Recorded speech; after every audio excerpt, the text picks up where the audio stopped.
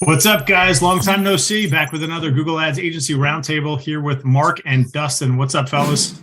What's up? All kinds of stuff. Nick, unfortunately, can't be here today. He's stuck in a windstorm and will likely lose power, or maybe he's off at a holiday party. Who knows? We don't really know. Holiday party, or I think he's bringing the cows in from the field or something. I don't know. Something like that. Yeah. But we wanted to get together, close out the year with the final agency roundtable. Off camera, we were chatting about kind of projects we're working on internally. So we figured why not start recording and kind of share what we're up to. So Mark, kind of pick up where you left off or kind of rewind a little bit. Tell us what you got cooking closing out the year. Well, the good news is that things sometimes get a little slower this time of year, not just for our clients, but for us too. So we're using that time to look forward to 2023 and work on processes, both internal and sales wise, how we can get better. A couple areas that we're really looking at is how we can over communicate with the client and how we can build that into our own internal, for example, optimization processes to keep people more aware of what we're doing. At the same time, try not to generate too much back and forth chatter, because anytime you communicate with the clients, then you tend to get communication back, and we want to try to make everyone aware, be more high touch, but make sure it's efficient and value based type of thing. There's a lot of things we do behind the scenes that the clients don't know. And then sometimes a client can be sitting back there fuming about something that they maybe, we're handling or we're aware of, we're working on. We haven't communicated with them. So in that case, we need to, put together some systems to get that sort of thing out there so that we don't just find out, from the client, well, I'm not happy with this. So we're putting in more systems around. We do a weekly review of all the leads and everything. So we're tightening that system down.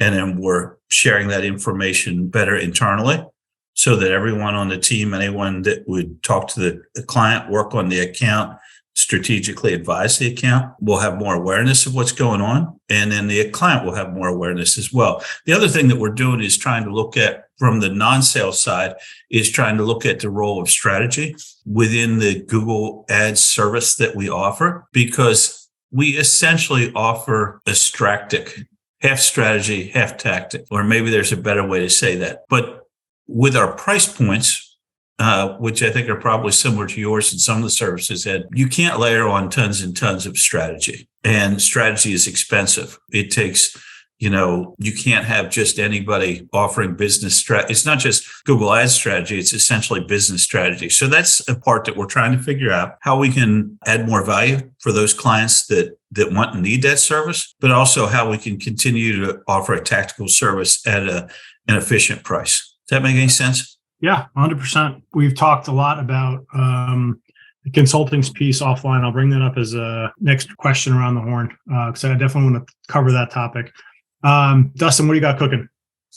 All right, now, same thing. We just revamped a lot of all our processes for strategy and optimization. I'm also working on, one of my main guys been with me for a long time, kind of take over a little bit more responsibility on the team. And we've changed our team structure again, as far as the PPC side goes, just to, we'll figure it out eventually. We tried a 2-person sort of team. It was really more like 3, and now it's going to be more like 1 to 2. And the reason being is just that there was so much overlap and being lost in translation that it was inefficient. It wasn't serving anybody. Like, nobody was getting a better result. It was great to have coverage when somebody wasn't there, like, for the day, but honestly, we can do that pretty easily without that. So that was one thing. So we revamped a bunch of stuff, see how that plays out, working on our SaaS that we're going to be promoting to a group industry, that we are focused on. So tour operators, we're doing like a demo thing next month. That'll be pretty cool, and a workshop for Google Ads for them as well. So I'm excited about that. Get a chance to really meet a lot of new people and hopefully help out, hopefully help them get on their feet. So that's really exciting. Some promotions we're doing as well, on a podcast in the niche as well. So that'll be cool. That's going to be throughout the year though, not just next month. And just looking at, we've got a bunch of new clients started this month. Of course, they all want to start right before the holiday, and some people in the works for next month. And we're going to redo our email outreach and some of our cold outreach strategies as well, and get that buttoned up. So there's a lot, man. There's a lot going on. It's a lot of good stuff. I'm just trying to get all my pieces in a row. And next week, I'm praying that we'll be able to have an easy week for client work, and I could just spend basically most of the time working on the business. As much as I like to take time off, I feel really good when it's like everybody else is off and I could actually work without getting, like I'm getting right now, slacked on this channel, on that channel, and Facebook and messengers and emails, just it never ends. So it's great when I get that time to remember why you do this and focus on that sort of thing. So that's what I'm working on now, is business development stuff inside the business, operations, and then some of the marketing stuff. So nice. For us, it's automations with Asana, the core tool, that talking with Close, which is our CRM, and then also talking with Help Scout, which we got referred to from Nick. Basically, when there's any need for client communication, a proactive client communication, we're going to set that as something that gets done as a check mark within Asana that kicks off a templated email. So as an example, let's say Andy, one of our PPC managers, sees a client that their card has gone down. He clicks, gone down. Card is not working in file. The ads aren't running.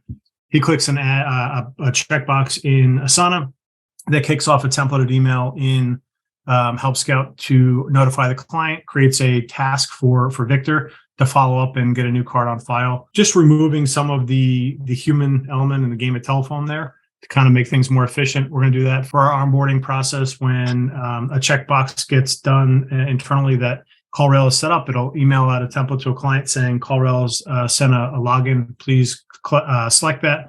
Let us know when it's done. That'll create a task for Victor to basically close that loop, and just looking for tasks that are done and then ways we can close the loop. To automate a lot of that stuff. Same thing for missed client payments from a management perspective, and then putting follow-up sequences in place to close that loop. That's a big project we're working on. And then Rob and I were talking earlier, 2023 is going to be the year of a podcast for us. We're going to get aggressive and try to do 4 to 8 podcast interviews a month, us on other people's podcasts. So we're going to hire a service or two and, just hit the ground running for more promotion. We never did enough of it, but every podcast we've done, we've gotten clients from, and some of that I did back in, I know specifically where I was in an apartment in Hoboken before we got married. It's 2015, 2016. I know we still get clients to this day from that particular interview. So just looking to do more of it. And I enjoy doing them as long as they're not live, because if they're live, I've been known to have a live panic attack or two. I'm going to have to close down my screen. So yeah, not live. We'll do those recorded. And what else? Yeah, that's all I got. Christmas this weekend. It'll be slow during the week, but we'll have some that'll want to ramp up and get ready to run January 2nd. Outside of that, end of 22, ended well. Ended up, had a good year, and I'm excited for 2023. The economy looks like it's shitting all over itself at this point, but I'm still optimistic and really hopeful and excited to see what happens growth-wise for the year. I think one of the things that I've noticed is if you have a really solid business and you're focusing in on your business, you can weather through these things. It definitely, I'm not saying that I'm looking forward to like another economic beating, but I do feel confident that we can weather through an economic beating better than people who aren't talking about doing the types of things that we're talking about doing and paying that much attention to your business. I've also, my operations person has been pulling a lot of things off my plate, training up people to do routine tasks. So that's a super helpful thing, because I'll get into things where I'm like, well, I'm the only person in the world that can do this, because I'm the smartest person and I know everything more. I can answer all the nuanced questions. Or maybe it's just I just want to avoid all the work that it takes to create a process, to do it and hand it off to someone else. So that's both of them. Both of those things. Yeah. I am incredible, but also I could just create a process and let someone else do this. It's weird how as an owner, sometimes you get caught up in this is a thing I want to do that you don't really have to do, but it just becomes yours and you don't want to hand it off to someone. We use Help Scout also, by the way, and I just integrated it a little bit with Slack. We try to pull agency clients into Slack, but direct clients probably aren't familiar with Slack and stuff like that. So at least I set it up so we get notifications of a new email in Slack from Help Scout. So that kind of helps. We just drop it in a channel and that we know we got something from one of the email clients that we support, or clients we support via email, because it's challenging managing multiple systems, but it's almost essential. As Dustin was mentioning, I'm getting Facebook messages about a podcast and from a potential client, as well as email calls, Slacks, everything else. Yep.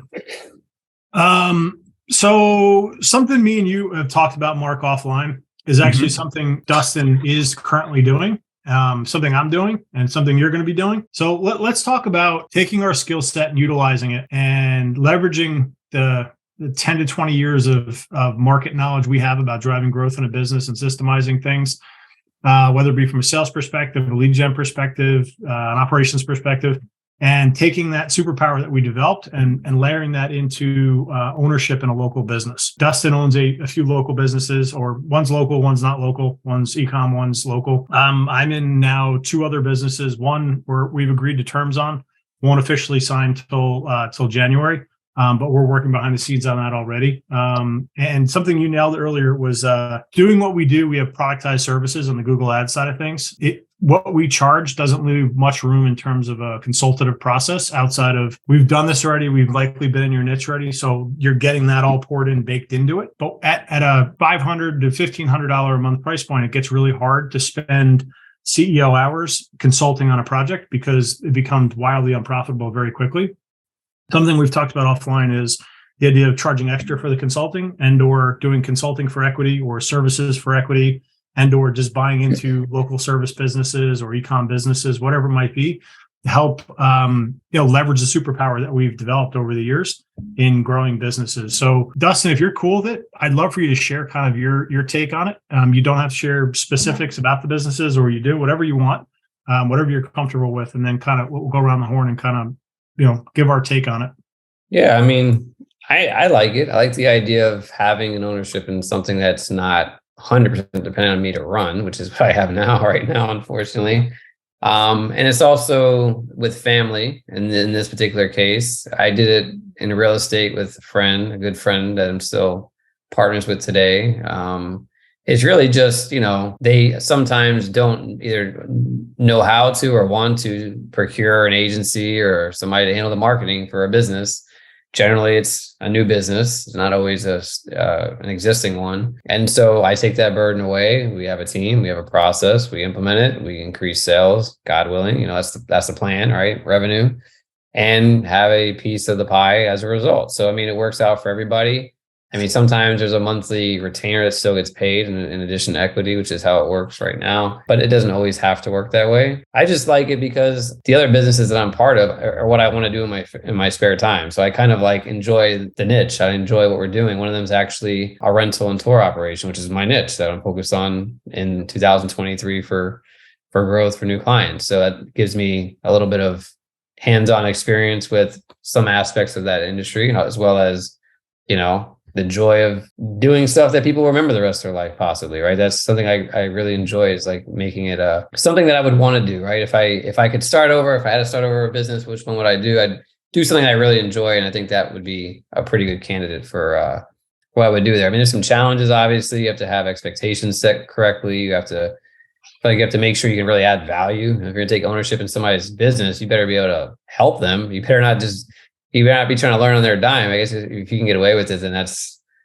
I don't know, I'd say good for you, but not really for them, maybe, but it might work out. Who knows? So, you have to bring something to the table. And then there's also from the other side of that, there's also scope creep, right? Where you can, they think maybe you're the scope has to be a little bit clear, what you do and what you're not going to do. That way you're not stuck doing stuff you don't normally do for people. That there's some clear expectations on what you're going to do. And I think getting in writing is a good idea, obviously. I've done a ton of handshake deals, but I don't recommend them. And most of the time it's with family or people I've known for a decade. So even though that can go horribly wrong, I don't worry about that too much. It's just my personality. But I think realistically, I should probably have had something in writing. So, just some ideas there. But I think it could be a great way. One of the challenges when you own an agency is that you're constantly building businesses. You just don't have any ownership in them, right? You're constantly helping people grow. Not everybody's a success story, but most of the time they are, or else you won't have an agency for very long. But you get none of the upside, really. It's, and I charge, and some clients pay based on ad spend. Okay, well, they spend more, you get paid more, but I mean, we're not talking huge amounts here, right? And I think it's exciting when you can bring more to the table than the clients want to pay you for, because you get a piece of the action. So you're like being more creative. Like I'm developing landing pages without asking, for, hey, here's what it's going to cost. Like, we're just going to do it, right? Oh, let's try this other ad channel. Let's try this other type of creative. Like now you have freedom to try what will work and you have a better chance of doing it versus having to pitch it to somebody and hope that they understand it and they'll pay the upfront cost to do it. And that's all fine and dandy if that's your arrangement. But I like a little bit more free reign sometimes. I like to just do what I like to do, which is marketing. It's not necessarily asking people permission to do what I like to do. It's like, let me just do the thing. And if it doesn't work, then okay, fine. If it does work, then great. We all win. So that's just a couple of ways I look at it anyway. Nice. I think it's also an opportunity to create wealth.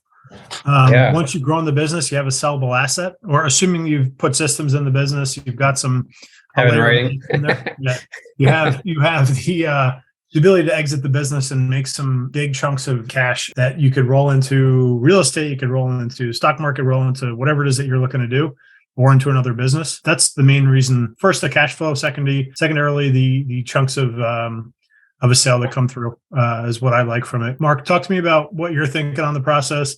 If you want to talk about the person in your life that's got a business that you're helping to run, if you want to talk about that or not.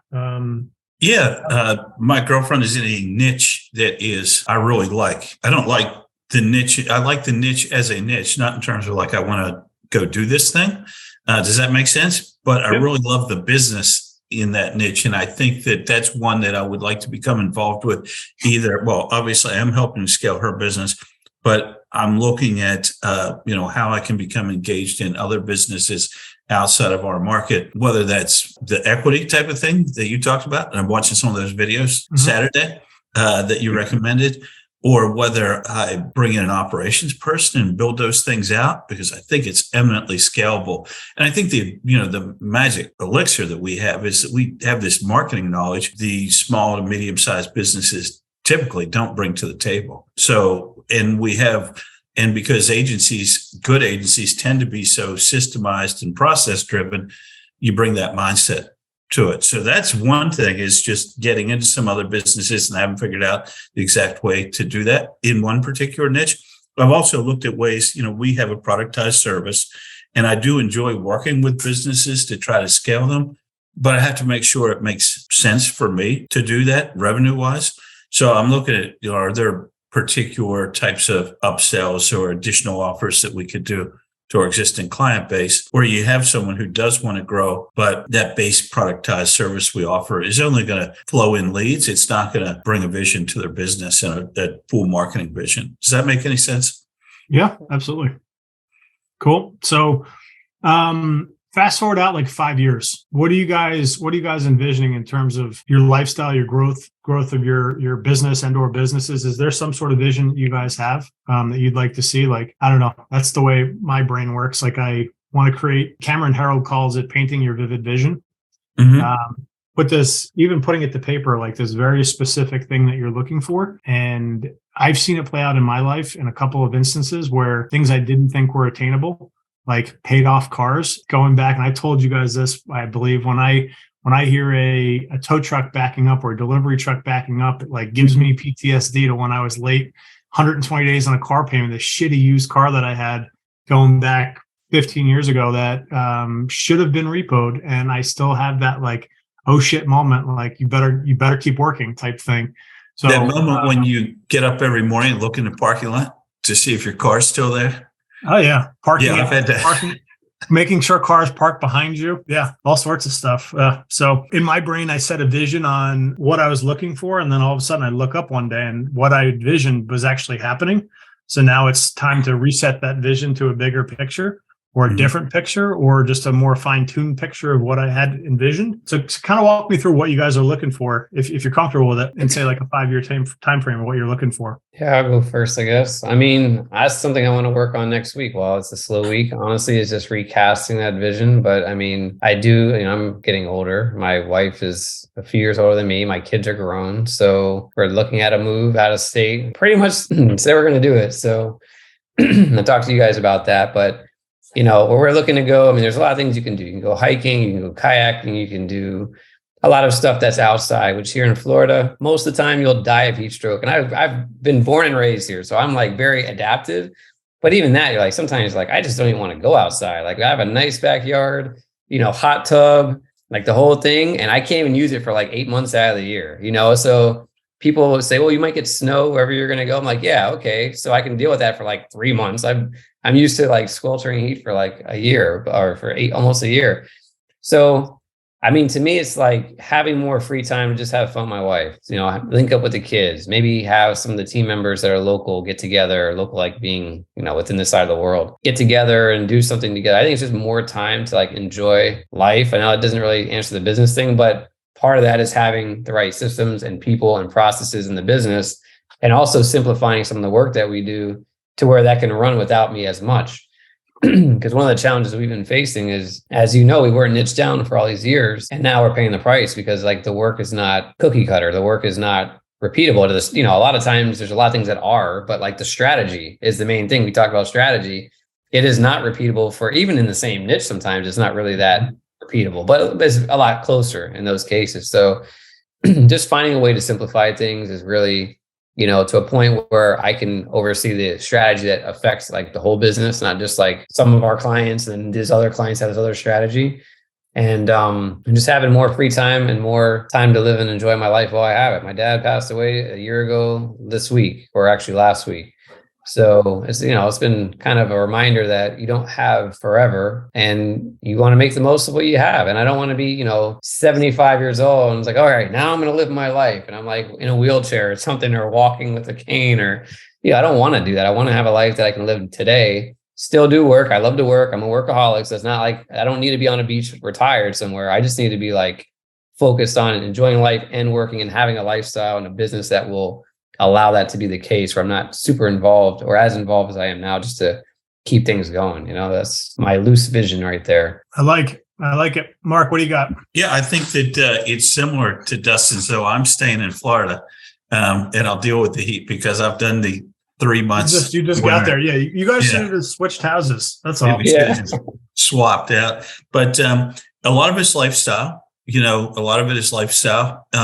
but like Dustin, I don't want to stop working. What I want to do is not do the things that I don't like to do with business. So, and I'm working as part of the processes we're working on in 2023 is, being able to work on the business more or on the businesses as opposed to, being involved in some of the more onerous parts of running a business. Because, you've seen those pictures on Facebook of the 27-year-old agency owner where they have a picture of an 87-year-old man there. It can wear you out sometimes. Yeah. Whatever business you're in.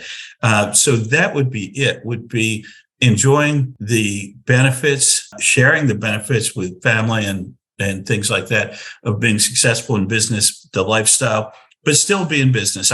Keeps you once your mind is set on that, I don't think I could get up every morning not thinking about my business or what I want to do. I don't just want to think about my fishing rod when I roll out in the morning. I want to think about how we're going to grow, expand. I like to see other people that we worked with grow and expand too.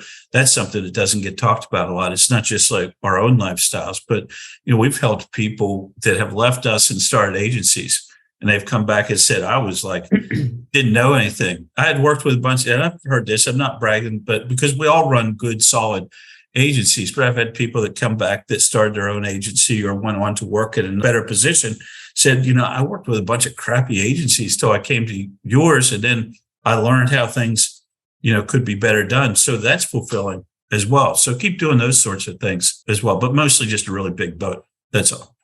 Nice. I like it. My vivid vision is I have it roughly in a 3 to 5 year time frame. Being able to be being physically fit, losing another 80 pounds or so, get down to a healthy BMI. I'll never be actually a healthy BMI because if I'm 180 pounds, something's wrong. 220 range, 210 range, I'd be very happy in there. I will be in a position to retire in 3 to 5 years if I wanted to. I want to have the option to it. Not that I want to. I love business. I love doing business. I really sincerely enjoy our conversations. I was like, you don't have many friends. I'm like, yeah, I do. It's the people I work with. It's people I talk with like that. This is what I actually like doing. Me too, man. Same way. And, all I have, my desk is full of books. Like all I'm doing is I love reading. I love learning this stuff. And it's either that or binging Netflix, one of the two. But 3 to 5 years out, I want to be continuing to invest in other businesses, growing Geek significantly, growing our video agency, investing in more businesses, whether that be consulting for equity style play, like a Roland Fraser style play where I'm getting equity chunks for consulting or services, or full-on acquisitions or investments into companies and building out a holding company where I've got long-term cash flow from these businesses that could be spun off if I want them spun off. That's my vision of what I'm looking for. I've got it painted way more vivid. That's just kind of like a general overview of what I'm looking for. Yeah. So that's what I'm thinking, medium term, long term. Same thing, just played out further. I want to keep doing this. I really enjoy it. And, it took a long time to get to this point where I'm comfortable with being uncomfortable, if that makes sense, and with heavy decisions and all that kind of stuff. So I'm excited. I'm really excited about the future. As grim as it looks at times, I think there's a lot of opportunity coming, and I'm really excited for it. Yeah, I think one of the things that kind of ties into this and the last question about the ownership is like creating digital assets that you own. So rather than running ads for clients, I want to do a little bit more with building out our own assets and running our own traffic to them, running traffic to them, whether it's through affiliates, whether it's through, again, some kind of a partnership, or having our own assets where we're not dependent on, hey, your website looks like crap. Why don't you do this? It's like, can you just scoot over and let me just do this? Like, I just think it's way better. So we've put together some other like partnerships that are not e-commerce stores or physical businesses, but just, hey, look, we're going to run the ads for this. We're going to generate leads. We're going to sell those leads or whatever. We get a percentage of it or something like that. And I like that model too, because it's much easier to get into, whether it's not necessarily equity per se. It's just like performance-based, so you do well with your part of the world, everything else makes sense. That's something that I'm looking at, and also just building out maybe some media properties. So, maybe it'll be in the niche that I'm looking at now, maybe in a different niche. Cosmetic surgery is one that we're looking at for just like some of the ads you want to run for surgeons, well, sometimes it's great to have a media property that's doing that third party kind of review of a good doctor rather than just trying to sell direct, so just things like that, where how can we leverage what we can do well, build a media property that if the client happens to leave, that's fine, but we've got an asset that remains, that is the asset that they're buying into, not just your agency work. So that's something else that's super, super front of mind for me that we're toying with. It's just a little bit of a different approach. And I have to get used to that mindset a bit, because you see, they're like, the good thing about clients is that sometimes they keep you accountable, because you tell them you're going to do something, you need to do it, right? When it's your own property, you can get lazy and you can get a little bit less motivated, right? It's just, unfortunately, maybe I'm speaking to about myself here, but like the squeaky wheel gets the grease, and the clients squeak, and your own stuff quietly, sits there in the corner and waits for your attention. So, it's just one of those things you got to be mindful of. So that's a great idea. I've been trying to think up some of those things where the work that you do isn't just, it can't go away when the client goes away. It's something that you own and you can build upon. And I'll speak for myself, I am not always as aware as I should be of the tremendous opportunity we have to publish and produce things, because the ability to like create YouTube channels and to create content and things is so freaking easy compared to the barriers that you had in front of you, like throughout history, in the 60s, 70s, 80s, 90s, you needed to have high quality production facilities, and you need to hire talent. You needed this and that. Now you have a YouTube channel, and, you can leverage that authority. You can that's just one example, but there's so much out there. And the acquisition multiple. So what people are willing to pay for media companies is sky high right now, because you've got built-in distribution for, a software company will come by a media company because it's distribution for their niche software, or vice versa.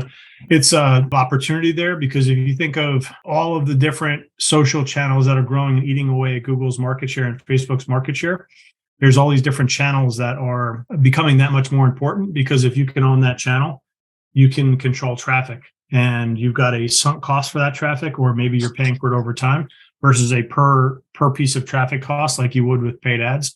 So that's something I'm very interested in. I know people that buy Facebook groups or YouTube channels to kind of leverage that. Something we could talk about offline is a YouTube channel project we're working on within a niche that it's exactly what you're talking about, Dustin. Kind of control the asset, grow it, utilize the skill we have, but for ourselves, and just treat ourselves as a client, roll out a 90, 180 day plan and see what shakes. And if it goes well, double down on it. If it doesn't do well, just cut it loose and kind of scale the winners and cut the losers as fast as possible as soon as you see something.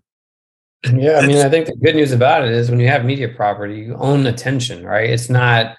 Everybody, like every business needs attention. So it's not like you, depending on your audience, if you got a local audience, let's say it's a local media property, everybody in that market wants to sell to people in that market, right? Any business in that market is probably going to have to sell to people in that market. So it's not like you can't sell that attention to a whole lot of different people, and the product is the same.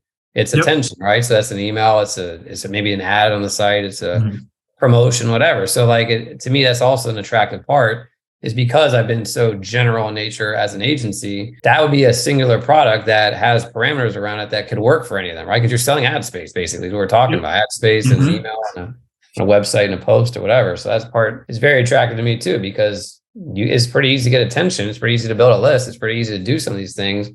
And I mean, we know it doesn't cost crazy amounts to get that ball rolling.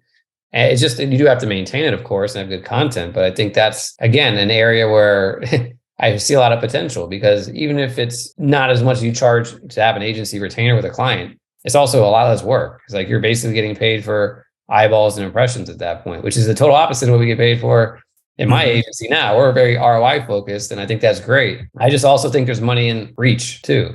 And it's much easier to get, unfortunately, for people who only focus on conversion. It's much, much cheaper. And why not milk that cow too if you can, I was at a Grant Cardone marketing boot camp, 10X boot camp, 3 days, excellent event. I don't know. I've been to two expensive Cardone events. One was boot camp, one was an intensive, and 2 days in their offices. Both are excellent events. They're really good events for whether or not you like him or not. The events are excellent business events. And the sales, the marketing, the 10X bootcamp one, he talks about get attention at all costs. Attention is the driver of business. And he basically walked through the life cycle of his YouTube channel, where he really grew from, and the social channels. It was early on. He was by far head and shoulders above anyone else with sales content on YouTube. And then all of a sudden you see this shift where he was like, okay, it really is about attention. So he went from just sales training content, and it was him and Jared, old school videos, if you look back in their offices in LA. And it shifted, and it started talking about family. It started talking about online business. It started talking about real estate. It started talking about marital advice with his wife, how to raise your kids, all sorts of different variations. And then it just ballooned. And all of a sudden his business skyrocketed from doing $6 million a year to just in the training division doing like $100 million a year. And it was all from just expanding his reach and getting more attention. I love that story. I know people shit on him. He's definitely a weird dude. There's a lot to it. However, I think that piece alone was worth the price of admission, just to show what's possible if you expand your reach. Yeah. So that's my 2 cents there. I'm a big Grant fan, so you don't have to apologize. And yes, nobody's perfect. I understand that, because someone's always going to crap on somebody. People crap on us, so it happens. I think I love the idea of what you talked about with digital assets and things like that, having a framework with which to build them out, milestones and benchmarks to test them, because I think that's one of the challenges that we do live. We're all creative, all three of us, and Nick too. We'll give him some credit. And we're in a business that is full of shiny objects. And so it's channeling your resources effectively is a challenge sometimes. So having those sorts of milestones and things, I think 100%. Is helpful. So Stuart, my partner in the video agency, and he's been a consulting coach for Geek for 4 years. It's always like you got the world is your oyster in terms of business. And you just have to figure out with the limited time that you have in a week, what you want to put your resources towards, because everything has disparate returns on investment. Is disparate even the word? They have different. Yeah. Okay. Yeah. So I think you nailed it. Different returns, and you got to go towards your highest and best use. And maybe that's physically investing cash into one deal versus your time in another deal versus this into this deal. And like, not all things are equal. So you got to create a framework for how you invest in different deals. And a deal could be investing into different advertising in your business. It could be where you're physically going to put time in your business. And each of those is an investment into your business. You just have to figure out where you're going to get the best yield, what you like doing the most, where you don't feel like you want to pull your hair out and close the business down, because not all things are created equal. So you have to put it through a filter or framework and where you invest your time essentially into, because money is just essentially time. It's a physical manifestation of time. So yeah, I sound like a Kamala Harris speech right now. Don't do that. So yeah, he's beating me over the head with like, we have so many different opportunities to go down. We just need to identify where the highest and best use of our time is so that we can maximize the return on time essentially. Something I got to work on, man, because there's a lot of irons in the fire. I mean, and it's just like I said, the squeaky wheel gets the grease. So you got fires that pop up in the business. You got to hire somebody, fire somebody, train somebody, new client onboarding, this, that, and the other thing. And it can really suck that away. That's why I say for the owned assets, they always seem to get put to the back burner because, of that lack of discipline, I guess, or maybe it's just time management, I guess, because I do have the discipline to get the work done. It's just that you generally have the time, discipline my time to make sure it's there. So it's more of a availability thing. I think that's key, man. It's like, and it's different, because when you run an agency, you have like those set deliverables for that individual. When it's for yourself, though, I just feel like for me anyway, the mindset is different, but it should be more important. I don't want to say your clients aren't important. They are important, but just like their business to them is more important than somebody else's, your business should be more important than your clients. Not to say you don't take care of them or you don't take the hit for them, but you just have to, like, they depend on you to be there tomorrow, right? So you have to work on your business too. Otherwise, you don't have a whole lot you can offer. So I think that's one of the big takeaways I have this year is I work a full week every week. It's not like I'm sitting around for 10 hours a week and that's all I work. No, I'll work more hours than anybody else in the company as I should. But I also still have so much things that get not done. And they're mostly like the business related development stuff if I don't carve out the time for them. So I just see that as like the next challenge that has to be dealt with, So one thing I'll say, and I'm not saying this to brag, I'm saying this to kind of push you in a better direction or a direction. Lead source, a solid, dependable lead source definitely changes things because then you're not worrying about the sales piece. And then you can start, if all the aspects of the business are columns on the business. So you hire a director of PPC, a director of operations, a director of sales, director of this, VAs for this, all of a sudden you got the stability and you don't need to work those 40 hours. But for us, at least, I will say, that's a better way to phrase it. In our experience, it came down to stable lead sources. And once we had stable lead sources, I was able to take myself out of the sales role. And Rob was able to take himself out of the physical management of Google Ads. And then from there, Rob was able to get himself out of the director of PPC role. And then I was able to get myself out of the director of operations role. And then from there, we started piecing things off. But it all started with stable, dependable lead sources. So I can tell you what we're trying to do in our other businesses is literally that, generate that stable lead source, because that is the lifeblood. I mean, we tell that to our clients. Like you got to have the more legs on the bar, the more stable it is. Treating your own agency as a client and carving out that time to generate that piece frees up a tremendous amount of time for you. Yeah, good point. Good word. It's a good word. What else you guys got? What are your plans for Christmas? NFL, a lot of football. Dustin's like, I'm going to church. No, actually, I'm not. Well, I get together with my family. My mom's cousin moved from New York down here this year, so. What part of New York? House. She was in Long Island. Got it. Nice. She's in Long Island. So they moved down. She moved down here. Good to see her son, my cousin. I saw him actually last Sunday for another get together, but hadn't seen him for since I literally just got married. It's been 12 years. So it's been a while.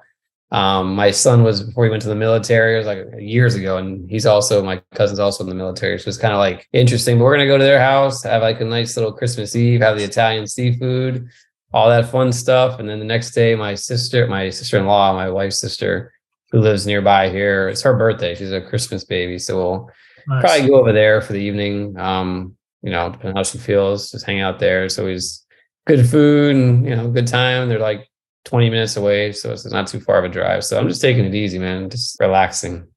Nice. Rob, on our team meeting a couple hours ago, was saying, so Rob Andolina, obviously Italian, was saying that his mom had usually come to his house and cook the 7 fishes, Italian dinner or Italian meal or day, whatever it is.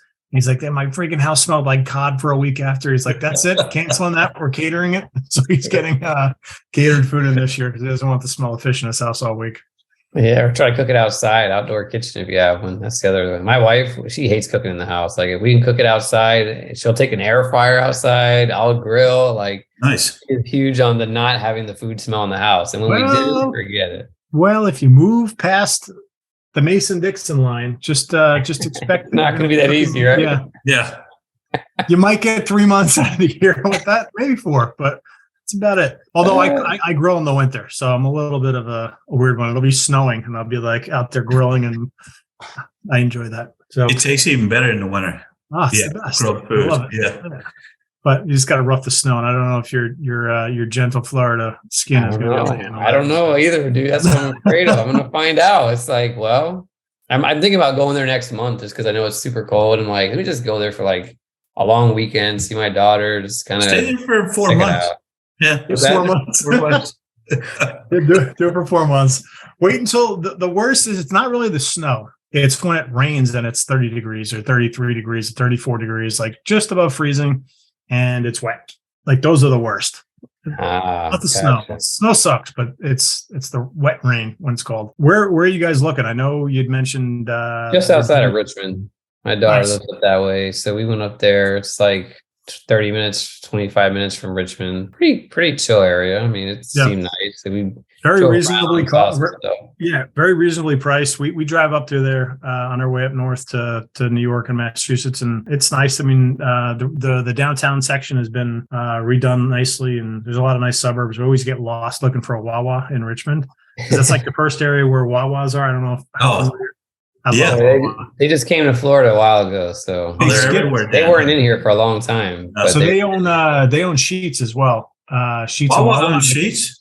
Yeah, it's the same family that owns them, and they have. I think it's like Virginia, Southern Virginia down to Florida is Sheets, and then Florida has Wawas. But I love Wawa. There's good. It's like oddly the best Italian sandwich you're going to get in the South, which is sad to say, but I like it. Yeah, before we had Wawa, my wife used to always tell me because she lived in Jersey and Atlantic City, and she used to take she used to tell me she used to take the bus because she worked at the casinos when she was young, and she'd stop at Wawa and get these sandwiches. She'd always tell me, Wawa's so good. I wish they had a Wawa. And I swear, the day that a Wawa came and she saw it, she darn near freaked out. She's like, oh my God, Wawa, we have to go. I'm like, it's a freaking gas station with food. I'm like, what's so exciting about it? And honestly, it's the pretzels. It's not bad at all. The pretzels at the counter, which you're obliged to get. I have to get those. I get like 2 or 3 at a time. Yeah, I know I'm off of low carb when I'm on a road trip because I'm going to Wawa and I'm going to eat a jumbo sandwich, and I'm going to eat. I'm definitely having multiple of those pretzels. I buy them, just jam them into the console, and I'm just like